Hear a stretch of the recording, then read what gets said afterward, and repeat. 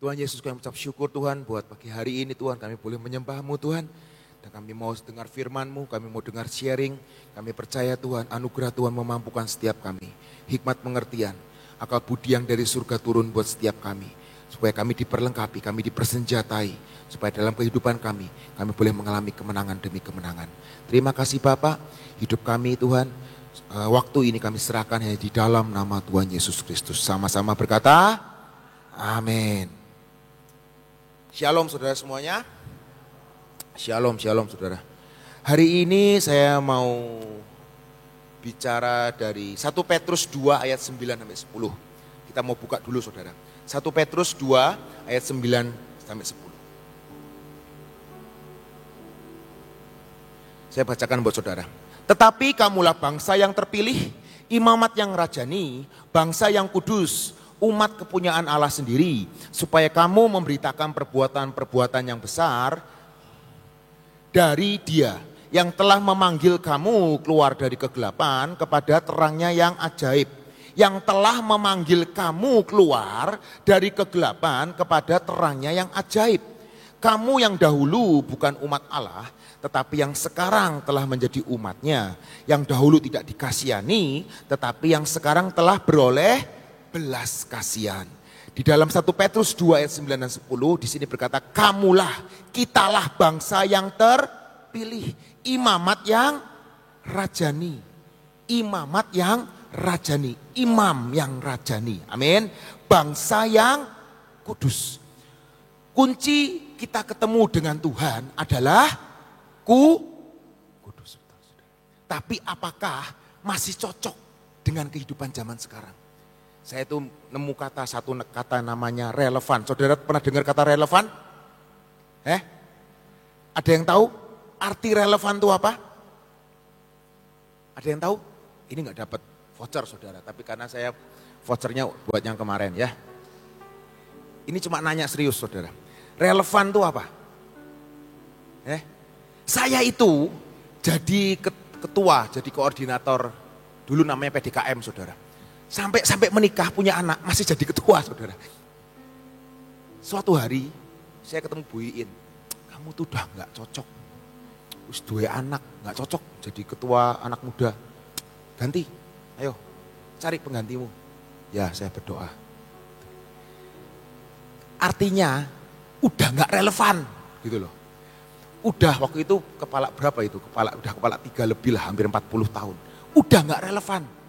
Seringkali pemikirannya nggak nyambung sama anak yang baru lulus SD. Udah nggak nyambung. Guyonannya udah nggak nyambung. Itu namanya relevan saudara. Udah relevan itu nyambung, cocok, sesuai konteks. Betul? Sesuai konteks. Seringkali orang ngomongnya beli nyambung. Gitu kan? Ngomongnya beli nyambung. Itu artinya apa? Udah nggak relevan. Sekarang saudara kita ngomong tentang imamat yang rajani, bangsa yang kudus. Ini Tuhan memanggil kita eklesia dari gelap kepada terangnya yang ajaib. Kira-kira itu masih relevan gak sih sama dunia? Kalau kita ngomong masalah kekudusan, kita ngomong masalah imamat yang rajani. Seringkali orang dunia berkata, itu kuno. Alkitab itu kuno. Tapi apakah benar seperti itu saudara? Saya rasa tidak saudara. Tapi hari ini judul sharing saya adalah apakah saudara masih relevan? Apakah saudara ini sebagai orang Kristen relevan? Cocok? Nyambung enggak? Tadi kita nyanyi terhubung, betul saudara? Nyambung sama siapa Pak? Cocok sama siapa? Seringkali dalam kehidupan kita, kalau kita ngomong kata relevan, sinonimnya itu apa? Sinonimnya relevan itu apa? Berkaitan, sesuai, terkait, berhubungan. Betul saudara? Itu relevan. Ya, seringkali saudara mungkin kalau kungkung atau bobo atau emak, nyambungnya sama apa? Nyambungnya biasanya cuma sama cucunya kan saudara. Coba sama cucunya orang lain, suruh nyambung. Nggak nyambung saudara. Betul nggak sih? Itu kenyataan hidup. Nah dalam kehidupan seringkali kita ini nggak nyambung loh. Nggak nyambung. Kadang-kadang kita nggak nyambung sama sesama kita. nggak nyambung sama, apalagi sama Tuhan kita. Disconnect, nggak terhubung, nggak secocok. Waktu itu jadi ketua LG, ketua PDKM waktu itu persekutuan doa kaum muda, Ibu Tin pernah ngomong saya tuh sudah emak, udah apapun Luki aja, udah nggak nyambung Luk, guyonannya nggak nyambung. Saya guyonan, yang diguyonin nggak ketawa, gitu loh. Lah, waktu itu Ibu Tin pernah ngomong gitu ke saya. Tapi ketika saya udah umur 40, saya mengalami apa yang Ibu Tin katakan. Iya ya nggak nyambung ya. Jadi saya boleh menyelami apa yang Tante Anne waktu itu katakan, Tante Tin katakan, iya ya, nggak nyambung ya. Saya sama anak SMP kok nggak nyambung ya. Omongannya nggak nyambung. Nah itu sudah nggak relevan. Nggak tahu sekarang Bom umur berapa. Tapi saya rasa Bom karena belum menikah, jadi belum bisa melepas dari LG. Nanti kalau sudah menikah baru lepas dari LG lah. Nanti baru tak kasih tongkat estafet ke orang lain. Tapi pada waktu itu saya sudah punya anak, masih jadi ketua LG. Jadi saya harus membagi waktu di Komsel, bagi waktu di anak-anak. Jadi bingung saudara pada waktu itu. Tapi percayalah, ketika kita relevan, kita cocok dengan Tuhan kita, itu gak mandang umur. Amin. Amin saudara. Aminnya sedikit saudara. Jangan-jangan saudara gak nyambung ya saudara ya. Ya. Kamu yang dahulu bukan umat Allah, tetapi yang sekarang telah menjadi umatnya. Yang dahulu tidak dikasihani, tetapi yang sekarang telah beroleh belas kasihan. Saudara pengen jadi umat Allah? Harus keluar dari yang namanya kegelapan. Amin. Ada yang suka kegelapan? Atau saya nggak suka gelap, saya suka remang-remang. Nah, itu lebih ngeri lagi saudara. Saudara suka kalau lampu di rumah mati? Suka enggak? Enggak suka saudara. Cepet-cepet ambil apa? Ambil apa? Senter. Terus ambil apa lagi? Lilin. Zaman dahulu Petromak, sekarang apa? HP bos. Cari HP itu ada baterainya. Betul? Ada senternya. Zaman dulu cari lilin, cari Petromak. Dulu ayah saya punya Petromak itu di rumah, ada 2-3, digenjot. Ada yang tahu, orang zaman kuno tahu, orang zaman sekarang mungkin nggak tahu apa itu Petromak. Yang saya tahu Pertamak bos. Gitu.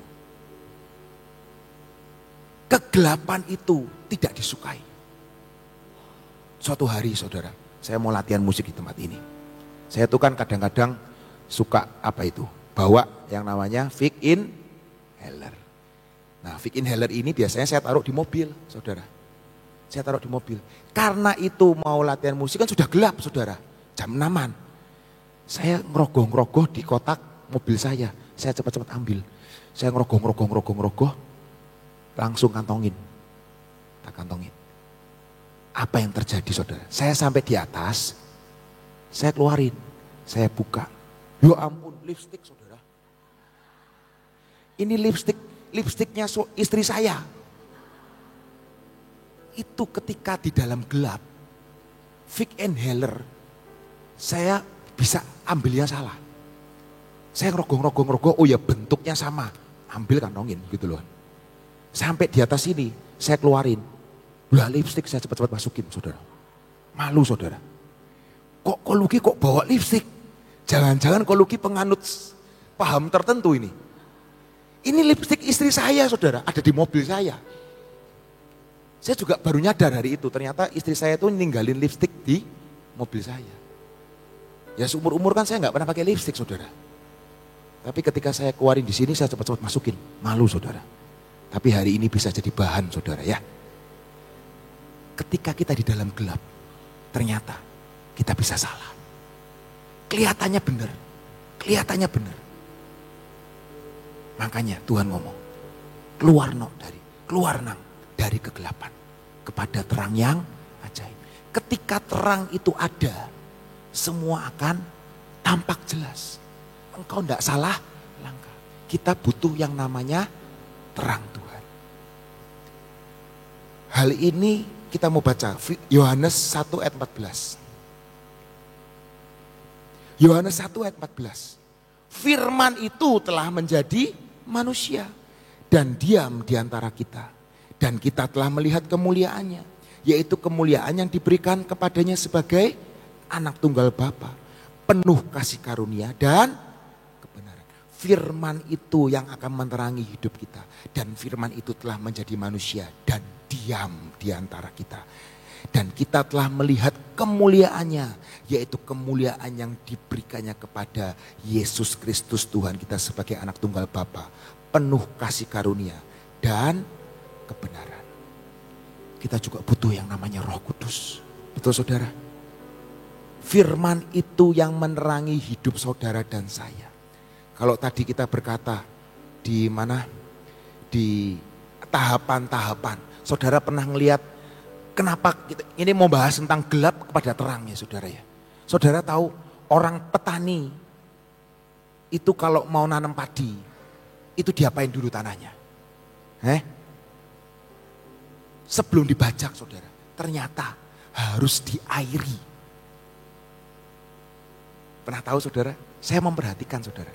Kenapa orang petani itu seringkali kan kita lihat lagi bajak. Ternyata saudara, petani itu sebelum membajak, dia harus mengairi dulu. Diairi dulu, tanah yang belum tandus itu seperti kegelapan kan saudara. Tanah yang tandus itu seperti kegelapan. Diairi dahulu, setelah diairi, mungkin 1 hari 2 hari, esoknya ambil bajak. Setelah dibajak, ternyata bukan sampai di situ toh untuk jadi padi. Harus yang namanya ditabur benih. Siapkan benihnya baru ditabur. Ditata dahulu terus ditabur. Setelah ditabur ternyata harus diairi kembali. Setelah diairi kembali sekali lagi dan setelah itu baru yang namanya proses penumbuhan. Paulus pernah berkata, Apolos menyiram, tapi Paulus menanam, Apolos menyiram, tapi Allah memberi pertumbuhan. Pertumbuhan itu datang dari Tuhan. Tapi proses mengairi, membajak, kita harus bekerja sama dengan Tuhan. Gelap menjadi terang. Tanah yang tandus harus diairi dahulu. Dalam kehidupan kita, hati yang tandus harus diairi dulu. Seringkali air itu kita butuh untuk apa sih? Untuk melembekkan hidup kita. Betul saudara? Kalau hari ini saudara keras, mungkin saudara pernah lihat orang yang keras dihajar Tuhan sampai sedemikian rupa tidak bisa apa-apa. Itu artinya Tuhan lagi mengairi hidupnya sampai dia tanahnya gembur, lembek dan akhirnya nanti siap untuk dibajak. Prosesnya belum sampai menuai loh saudara. Jadi seringkali kita ini harus tahu proses dalam kehidupan kita. Proses dalam kehidupan ini seperti ini. Ketika saya ngelihat orang ngobrol sama petani, oh ternyata bukan bajak dulu ya Pak ya. Betul kan? Bukan. Tanah itu harus diairi dahulu. Sampai lembek dahulu. Sampai lunglai, tanahnya gembur, itu baru dibajak. Karena kalau tanah tandus, tanah yang kering, dibajak. Enggak bisa saudara. Itu membutuhkan tenaga 2 kali lipat. Karena bajak pun pakai mesin generator sekalipun, enggak bisa bajak tanah yang tidak ada airnya. Suatu saat saudara, saya itu diundang orang, ayo ke rumahnya. Saya tahu, ini istrinya ini ngasih kode saya. Kalau suaminya itu belum bertobat dan belum mau ikut Yesus. Jadi saya diundang sama istri saya ke rumahnya itu, khusus ke rumahnya, suruh main. Tapi intinya kode-kode rahasianya adalah untuk mempertobatkan suaminya. Singkat cerita, ngobrol, makan, minum. Saya tahu hatinya belum mau terbuka. Hatinya masih tandus. Diairi sekalipun belum mau. Karena dia belum mau menerima air itu. Ya sudah, singkat cerita kita pulang, sudah selesai. Saya tahu mungkin istrinya kecewa karena ternyata hasil komsel singkat saya ke rumahnya itu tidak menghasilkan apa-apa. Tapi sekali lagi saudara, itulah kehidupan. Yang tahu hidup kita itu adalah siapa? Diri kita dan Tuhan. Selama kita belum membuka hidup hati kita untuk supaya Tuhan mengairi. Firman itu seperti air hidup. Roh Kudus itu seperti air hidup dalam hidup kita. Selama kita belum menerima itu sebagai Yesus sebagai juru selamat. Itu susah sekali saudara. Untuk supaya tanah itu lembek. Apalagi tanah itu akan ditaburi sesuatu benih. Susah. Nah, kembali lagi kepada kata relevan saudara. Apakah hidup saudara dan saya sudah relevan dengan dunia ini? Bahkan dengan Tuhan. Saya teringat dengan kisah orang Samaria. Saudara tahu cerita tentang orang Samaria yang baik hati? Itu ceritanya ada orang Yahudi dirampok, dipukulin di tengah jalan. Ada imam yang lewat. Ada apalagi yang lewat itu. Saya nanti baca di rumah ya. Orang Lewi lewat. Ditolong enggak orang Yahudi itu? Enggak ditolong. Seringkali saudara, orang Samaria ini dia langsung menolong. Enggak pandang suku, enggak pandang etnis, enggak pandang agama. Tapi langsung ditolong. Orang Samaria yang baik hati ini menolong langsung. Ngotelin, ngobatin, ngasih duit. Ngomong sama penjaga hotelnya. Nanti kalau ini kurang, ketika aku baik lagi, aku akan datang lagi. Betul saudara? Itu cerita tentang perumahan Yesus kan. Artinya Yesus ingin berkata apa sih saudara? Hidup kita sebagai orang Kristen yang percaya Yesus. Kita ini harus tidak memandang apapun dalam kehidupan kita. Seringkali kita ngelihat, itu orang banyak duitnya tuh. Kita punya namanya hidden agenda dalam hidup kita. Saya mau nginiin orang itu karena saya tahu orang ini. Saya mau nginiin orang ini karena saya tahu ini gini. Ada agenda terselubung. Ada second agenda. Karena saya mau dekat sama orang itu, saya mau tolong orang itu. Karena saya mau ini ke orang itu, karena saya butuh orang itu. Itu dalam dunia itu seperti itu. Betul saudara? Tapi sekali lagi saudara, kita sebagai orang-orang yang Kristen, apakah hidup saudara dan saya mau mengairi tanah-tanah yang tandus dalam kehidupan kita? Mengairi itu punya dampak saudara. Itu seperti orang Samaria itu. Bukannya istilahnya, saudara tahu kan, ketika saudara mungkin konseling sama orang atau ngobrol sama orang, sebenarnya dia ini butuh duit. Gitu loh. Sebenarnya butuh duit. Ya kita tanya lagi sama Tuhan. Tuhan, ini anaknya diapain? Kalau perlu kasih duit, ya kasih duit. Kasih beras, ya kasih beras. Kasih lauk, ya kasih lauk. Firman Tuhan ngomong apa? Jangan menolak orang yang ingin meminjam kepadamu. Betul saudara? Itu firman Tuhan loh saudara. Seringkali orang berkata, ini gini. Kita ngomong apa? Udah kamu doa puasa 40 hari lagi. Ya mati saudara. Udah gak punya makanan. Udah gak punya apa-apa di rumah. Terus kita ngomong. Saya rasa saya dapatnya kamu harus doa 40 hari 40 malam. Ya mati keluarga itu. Hidup kita ini kadang-kadang seringkali gak relevan dengan kehidupan dunia ini. Orang Tuhan ngomong, aku tidak akan memberikan ular beracun kepada yang meminta roti. Itu seringkali, bukankah kita ini sebagai anak-anak Tuhan, seringkali orang minta roti ke kita, kita kasih apa? Ular saudara. Mungkin ularnya diselubung dengan firman, ularnya diselubungi dengan sesuatu yang rohani. Seringkali seperti itu saudara. Saya tuh ngelihat kalau saya nggak suka ngasih kalau misalnya pengamen di pinggir jalan atau apa gitu loh. Tapi saya tetap berdoa, masalah kecil sekecil itu pun saya berdoa. Tuhan kasih enggak? Nanti suatu saat saudara, Tuhan temu ngomong saya, kasih enggak? Ya sudah saya kasih.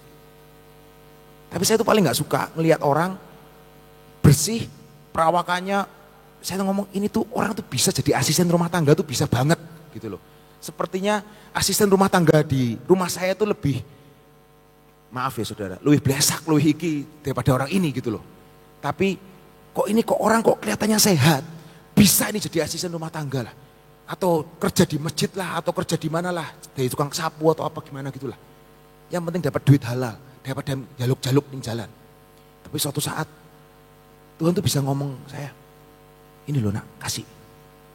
Tapi saya benar, kasih. Nah, ngasihnya saudara itu harus ngasih dengan perkataan. Saya ajari saudara. Saya ajari saudara, jangan saudara itu malah ngasih terus didoakan sama dia.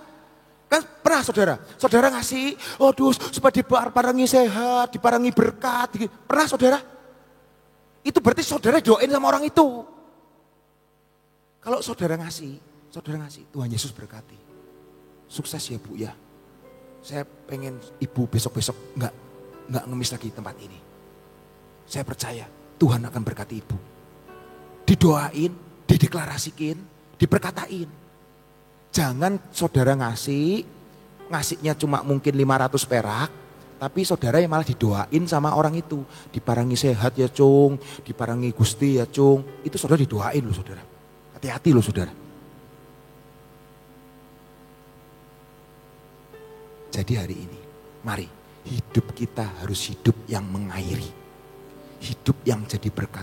Masalah kecil sekalipun seperti itu, saudara jadi berkat. Apapun, mungkin suami saudara, istri saudara, anak saudara, mungkin saudara-saudara, rekan saudara, butuh bantuan saudara. Mari bawa di hadapan Tuhan dulu. Bawa hadapan Tuhan. Ayo, hidup yang mengairi. Seperti orang Samaria itu. Gak pandang manapun. Kalau perlu doain saudara. Ngasih nasi bungkus. Bikin nasi bungkus, bagiin di jalan. Itu perkara kecil. Mungkin pemimpin saudara gak lihat. Mungkin bahkan ketua komsel Anda gak lihat. Tapi saya percaya dan yakin Tuhan yang di surga melihat setiap perbuatan saudara. Itu namanya mengairi saudara. Amin. Saya percaya di Kisah Para Rasul 10 ayat 36 sampai 38. Kita mau baca lagi. Kisah Para Rasul 10 ayat 36 sampai 38. Itulah firman yang ia suruh sampaikan kepada orang-orang Israel, yaitu firman yang memberitakan damai sejahtera oleh Yesus Kristus yang adalah Tuhan dari semua orang. Kamu tahu tentang segala sesuatu yang terjadi seluruh tanah Yudea dan mulai dari Galilea sesudah baptisan yang telah diberitakan oleh Yohanes, yaitu tentang Yesus dari Nazaret. Bagaimana Allah mengurapi dia dengan Roh Kudus dan kuat kuasa. Dia yang berjalan berkeliling sambil berbuat baik dan menyembuhkan semua orang yang dikuasai iblis, sebab Allah menyertai dia. Amin. Yesus di dalammu dan aku di dalam Yesus. Di sini dia ngomong, Yesus itu berjalan keliling sambil berbuat baik. Enggak cuma doling saudara, tapi kita harus jadi berkat. Ini ayatnya. Kenapa kalau kita doling seringkali kita bawa berkat? Karena ini ayatnya. Ketika kita doa keliling, kita berkeliling sambil berbuat baik. Nama Yesus ditinggikan. Amin. Itu yang namanya mengairi tanah yang tandus. Amin. Tanah yang tandus kita airi dengan segala sesuatu. Seperti orang Samaria ini. Dan percayalah, suatu saat itu akan dibajak, akan ditabur, dan akan ada pertumbuhan di tempat itu. Itu rumusnya, gelap menjadi terang. Amin saudara. Yesus tidak pernah menginginkan kita terisolasi, tapi dia ingin supaya kita jadi garam dan terang dunia. Amin saudara. Betul, Dia memisahkan. Gelap tidak bisa bersatu dengan terang. Pergaulan yang buruk merusak kebiasaan yang baik. Itu ayat yang berbeda saudara. Tapi sekali lagi, dia pengen hidup kita ini relevan. Hidup kita jadi berkat buat banyak orang. Amin saudara. Setelah diairi tanah yang tandus, mulai dengan simpel, membajak, dibajak saudara. Amin. Ini perbuatan simpel tapi berdampak buat si tanah dan buat si padi. Membajak itu. Kenapa harus dibajak? Yaitu supaya tanahnya gembur. Sekali lagi, membajak itu artinya seperti apa sih? Hal simpel yang dalam kehidupan kita seperti apa saudara? Paling simpel dalam kehidupan kita apa? Mangan saudara. Makan. Saudara tahu makan? Manusia jatuh dalam dosa. Gara-garanya apa? Makan. Pernah nyadar saudara? Makan apa sih? Buah terlarang. Itu hal simpel loh saudara. Tapi dampaknya sangat besar. Ketika Yesus sebelum di atas kayu salib. Ngapain? Makan saudara. Kita mau baca saudara. Makan itu bentuk yang paling sering kita lakukan dalam kehidupan kan. Minimal sehari kita 2 kali atau 3 kali. Itu makan. Betul saudara? Adam dan Hawa jatuh dosa karena makan. Yesus menyampaikan pesan terakhir ketika apa? Makan saudara. Saat kita menikah dulu. Budget yang paling besar apa? Mangan saudara. Dekorasi sedikit. Jas nggak terlalu banyak. Rok bisa nyewa. Kan? Betul? Gedung bisa nyewa. Makan. Coba tanya Gika. Kalau kita bikin acara besar. Proses sana. Pengeluaran paling besar apa? Mangan saudara. Bukan PK hamba Tuhan gitu misalnya. Atau apa? Tenda. Atau apa? Listrik.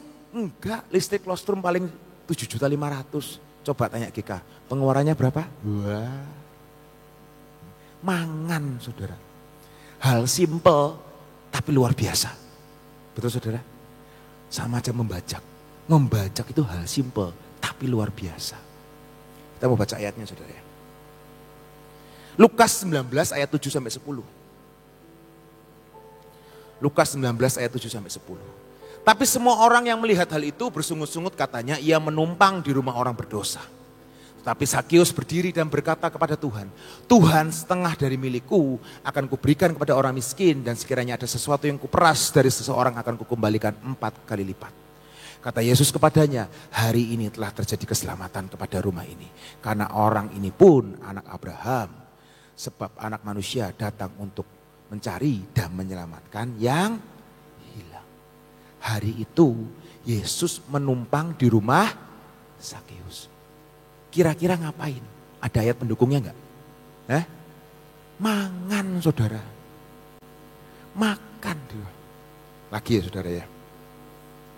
Matius 9 ayat 10 sampai 13. Wahyu 3 ayat 20 dulu. Wahyu 3 ayat 20. Lihat, aku berdiri di muka pintu dan mengetok. Jikalau ada orang yang mendengar suaraku dan membukakan pintu, aku akan masuk mendapatkannya. Dan aku makan bersama-sama dengan dia dan ia bersama-sama dengan aku. Kalau saya nggak salah saudara, hobinya Tuhan Yesus itu makan bersama-sama saudara. Jadi jangan lupa ajak makan kita ya. Ya. Oh, kalau minta voucher berarti itu minta dibayarin. Jangan lupa ajak Ibu Nani makan, ajak saya makan, ajak Sofi makan gitu loh. Makan saudara. Hobi saya juga makan. Salomo berkata, tidak ada sukacita, kebahagiaan dalam dunia ini selain makan dan minum dan bersuka ria. Itu pengkhotbah yang ngomong loh, bukan saya loh. Jadi makan itu rohani bukan? Rohani. Makan saudara. Membajak. Makan. Saudara, ketika Yesus hadir dalam hidup saudara dan saya, artinya apa? Ketika kita makan itu kita ini apa? Ngobrol kan saudara. Menjalin hubungan kan saudara. Makan. Dulu saya ngajak anak-anak komsel saya yang awal-awal gitu loh. Susah banget kan. Susah banget. Suruh komsel tuh, anak-anak saya komsel saya tuh waktu itu masih SMP. Saya jemputin satu-satu. Diajak apa? Makan saudara. Maupun uangnya terbatas. Masih jadi karyawan. Uangnya terbatas. Tapi saya mau melakukan bagian saya. Ya makan gak usah mahal-mahal lah. Mangan jamblang ini murah loh. Gitu loh. Betul? Gak perlu sampai restoran. Restoran jamblang tuh murah. Nasi satu, tempe satu, tahu satu, sambel. Wah gitu mungkin. Makan. Tapi artinya apa? Tuhan menginginkan setiap kita punya hubungan satu sama yang lain. Amin. Dan ketika kita ada di meja makan, itu perut kenyang, hati bahagia. Coba saudara ngomong, perut keroncongan dinasihatimu, ngangeng. Masuk enggak saudara? Enggak saudara. Tapi kalau perutnya kenyang, sambil ngobrol, ya ini mungkin masuklah. 50%, 40%, 50% masuk. Tapi jangan ngobrol setelah makan saudara. Ditinggal turu saudara. Ya. Pas makan ini aja ngomong. Makan. Saya di meja makan sama istri saya pun sering ngomong. Sambil makan, dia makan, saya makan. Ngomong. Gitu loh. Gitu loh. Jangan kalau pas lagi gak makan ngomong. Wah itu bahaya saudara. Lagi makan menikmati makan. Ngomong, nasihatin. Anak saya lagi makan, nasihatin. Gitu loh. Biar masuk gak masuk, nasihatin. Ini loh papa gini. Ini loh gini. Itu kita lagi membajak. Amin. Saya percaya setiap kita. Mari, apapun yang kita lakukan. Seperti kita melakukan untuk Tuhan. Di dalam makan sekalipun. Ada kebangkitan rohani loh. Amin saudara. Ketika kita makan sama seseorang. Kita gak tahu loh. Dulu saya makan sama anak komsel saya gini. Saya gak tahu loh. Suatu saat dia akan jadi orang besar. Gak tahu loh. Tapi apa yang saya katakan di meja makan. Itu akan dia ingat sampai dia kemanapun. Itu loh. Makan itu penting. Nah, itu seperti membajak dalam hidup saudara dan saya. Amin. Yang terakhir tadi. Menabur. Setelah membajak. Itu kan diairi kembali. Setelah membajak. Mulai tanam benihnya yang disiapkan. Setelah kita membajak, mari kita tanam asas-asas kebenaran firman Tuhan. Seperti orang Israel, orang Yahudi itu ngomong apa? Siang malam itu memperkatakan firman kepada anak-anaknya. Mari perkatakan firman kepada dirimu dan kepada orang-orang. Mungkin kepada anak, kepada istri, itu tanamkan firman.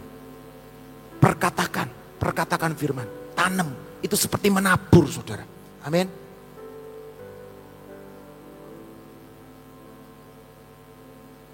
Lukas 3 ayat 12 sampai 14. Lukas 3 ayat 12 sampai 14. Suatu hari ini Yesus ada orang datang ke dia. Lukas 3 ayat 12 sampai 14. Ada datang juga pemungut-pemungut cukai untuk dibaptis dan mereka bertanya kepadanya, "Guru, apakah yang harus kami perbuat?" Jawabnya, "Jangan menagih lebih banyak daripada yang telah ditentukan bagimu." Dan prajurit-prajurit bertanya juga kepadanya, "Dan kami, apakah yang harus kami perbuat?" Jawab Yohanes kepada mereka. Jawab Yesus kepada mereka.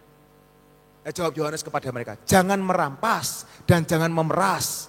Dan cukupkanlah dirimu dengan gaji." Hari itu Yesus ditanya sama orang-orang pemungut cukai dan prajurit-prajurit. Mereka mulai membuka karena mereka sudah dibajak hatinya. Sudah diairi, dibajak. Ini waktunya untuk menabur. Mari perkatakan firman kepada anak-anak kita. Kepada orang-orang di sekitar kita. Karena saya percaya firman itu yang akan yang memberi pertumbuhan itu Tuhan. Kita nggak punya kuasa untuk melakukan itu. Tapi seperti tadi Paulus menanam, Apolos menyiram, tapi Tuhan yang memberikan pertumbuhan. tugas kita sebagai orang tua atau tugas kita sebagai anak-anak orang Kristen yaitu mengairi, membajak, menabur. Selesai. Sisanya Tuhan yang akan bergerak, Tuhan yang akan bekerja. Saya percaya dan yakin saudara, apa yang saudara hari ini dengar, apakah hidup saudara dan saya masih relevan, masih cocok, masih nyambung gak sama kehidupan? Kita mau jadi orang Kristen yang diisolasi atau menjadi orang Kristen yang menggarami dan jadi terang buat sekitar kita. Haleluya, puji Tuhan, amin. Ya, bicara tentang relevans ya. Sebenarnya nyambung gak sih gitu ya. Kalau kita ngomong nyambung gak sih? Sebenarnya kita itu mempunyai sesuatu kerinduan untuk selalu mempunyai inovasi. Ya. Selama kita itu punya inovasi, punya kerinduan untuk inovasi, melakukan perubahan, itu bisa. Mungkin gak bisa sepandai dari orang itu. Misalnya salah satu contoh, zaman sekarang itu kan pakai HP, ya kan? Nah, pertama kali gak bisa HP itu gimana. Tapi karena kita tahu zamannya harus sudah pakai HP ini tuh. Ya. Tapi kalau kita tidak mau mempunyai sesuatu perubahan dengan inovasi yang ada dalam hidup kita, ya selamanya gak bisa. Saya gak mau. Nah, selama kita katakan tidak mau, kita tidak akan bisa yang dinamakan tadi nyambung dengan yang lain. Ya. Kalau misalnya kita nggak mau, orang lain itu pakai HP ini ceritanya, itu barang apa toh? Barang HP saja tidak ngerti gitu. Walaupun kita tidak punya sesuatu sampai macam-macam lah ya. Misalnya macam-macam HP harus ini merek ini. Tidak perlu kita sampai sejauh itu pengetahuan kita. Tapi kalau kita mau inovasi selalu memperbarui akan segala sesuatu dalam kehidupan saudara, tetap saudara bisa nyambung dengan yang lain. Ya, mari kita berdoa. Bapak, terima kasih buat Engkau berikan kepada kami kemauan Tuhan. Karena kami tahu kepandaian, pengetahuan itu berasal daripadamu. Ajar kami Tuhan untuk mau belajar, untuk mau maju, untuk mau tetap eksis dimanapun juga Engkau tempatkan kami. Terima kasih Bapak untuk semua dan semuanya ini. Saat ini Tuhan, kami tetap mau berdoa buat sebentar sore ada kebaktian akbar. Kami minta di dalam nama-Mu, Engkau hadir di tengah-tengah kami. Karena tanpa Engkau hadir Tuhan, maka semuanya akan sia-sia. Kami berdoa pagi ini, hadirlah di tengah-tengah kami seperti Engkau hadir pada pagi hari ini. Biarlah Engkau membersihkan atmosfer tempat ini ya Tuhan. Supaya layak untuk Engkau hadir di tengah-tengah kami. Kami berdoa untuk Pak Yusianto yang saat ini sedang dalam perjalanan menuju ke kota Sion. Kau berkati dalam perjalanannya Tuhan. Sampai di Sion dengan tidak kurang suatu pun apa. Kami berdoa saat ini Tuhan. Berikan kepada hamba-Mu ini roh pewahyuan, berita surga yang disampaikan, bukan berita manusia. Kami berdoa saat ini, berbicaralah Engkau di sepanjang perjalanan ini Tuhan. Mulai tadi malam Kau terus beracara untuk hamba-Mu Pak Yusianto, sehingga dapat menyampaikan pewahyuan demi pewahyuan Kau berikan, untuk dapat menyampaikan berita surgawi sore nanti. Terima kasih untuk semuanya. Bapak, kami juga berdoa untuk semua yang bertugas sebagai pelayan mimbar, juga sound, seluruh media, para asyir, para penari, guru kebaktian anak-anak, semua yang bertugas Tuhan. Kami mohon Kau siapkan hati mereka untuk melayani dengan hati, bukan karena tugas. Terima kasih untuk semuanya. Bapak, saat ini kami berdoa, biarlah Kau datangkan dari 4 penjuru angin ini Tuhan, utara, selatan, barat, dan timur. Semua jemaat-Mu datang pada sore hari ini karena ada berita surga yang diberitahukan. Terima kasih untuk semuanya. Kami juga berdoa buat jemaat streaming Tuhan, biarlah mereka siap untuk mendengar dan menerima berita surga. Terima kasih untuk semuanya. Saat ini kami juga berdoa buat bangsa dan negara kami di dalam segala tindakan-tindakan, peraturan-peraturan yang terus-menerus sedang digodok Tuhan, yang saat ini sedang menanti untuk pelaksanaannya, dikeluarkannya akan peraturan-peraturan baru. Saat ini kami datang di hadapan-Mu. Bapak, tolong supaya semua peraturan yang ada yang akan keluar adalah yang berasal daripada-Mu. Engkau sanggup membatalkan semua peraturan yang tidak membawa kebaikan buat bangsa ini. Kami berdoa saat ini ya Tuhan, biarlah Kau berikan hikmat marifat bagaimana cara untuk mengelola akan hasil sitaan ini Tuhan. Biarlah dapat dipakai untuk bayar utang atau untuk apapun yang pas seperti yang Engkau mau. Jangan sampai Tuhan apa yang sudah didapat dihambur-hamburkan. Kami sangat berdoa supaya rencana-Mu menjadi nyata dalam negara kami ini. Terima kasih untuk semuanya. Bapa, kami juga datang di hadapan-Mu, tetap kami mau berdoa buat bencana alam Tuhan. Kami tahu bencana alam pada waktu-waktu yang mendatang ini Tuhan terus menerus akan terjadi. Terus menerus akan terjadi. Kami berdoa saat ini Tuhan, sekalipun terjadi, kami hanya minta semua dibuat minimal. Jangan sampai negara kami ini hancur. Jangan sampai bumi Indonesia hancur. Demikian juga akan bumi di seluruh dunia ini. Biar semua bencana yang harus terjadi, karena kami tahu ini penggenapan daripada akhir zaman. Mau tidak mau harus terjadi. Biarlah rencana-Mu yang jadi. Buat segala sesuatu secara minimal. Kami tidak akan berani menahan-nahan lagi. Biarlah kehendak-Mu jadi Tuhan. Biar kehendak-Mu jadi. Karena kami tahu kalau kehendak-Mu jadi, Engkau cepat datang Tuhan.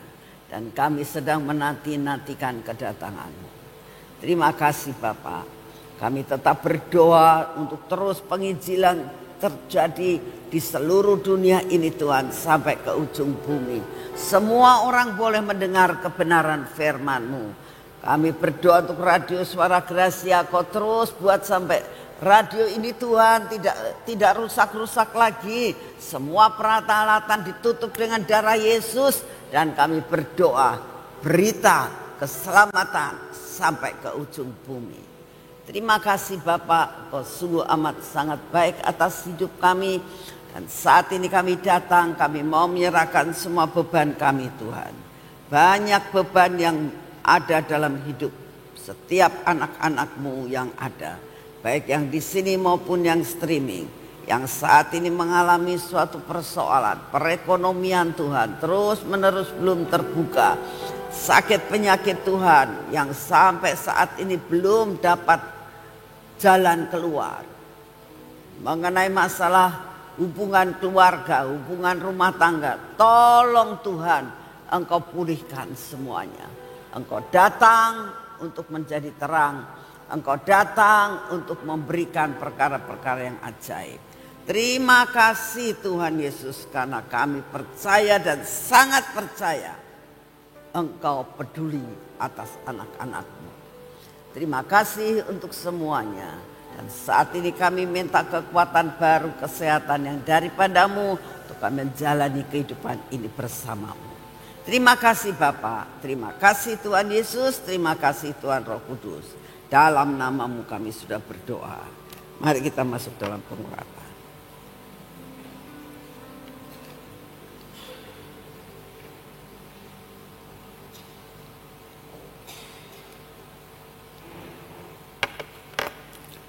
Bapak, saat ini kami memakai minyak pengurapan ini. Minyak supranatural, minyak keajaiban Tuhan.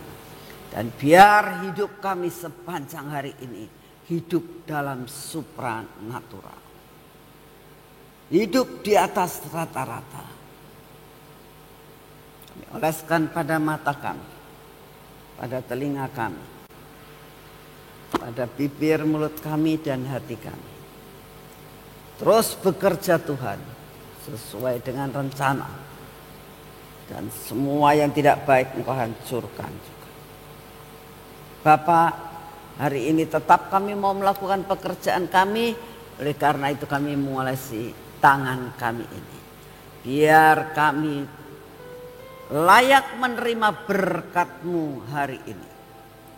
Biar tangan ini mengerjakan segala sesuatu dan mendatangkan hasil yang pas Tuhan.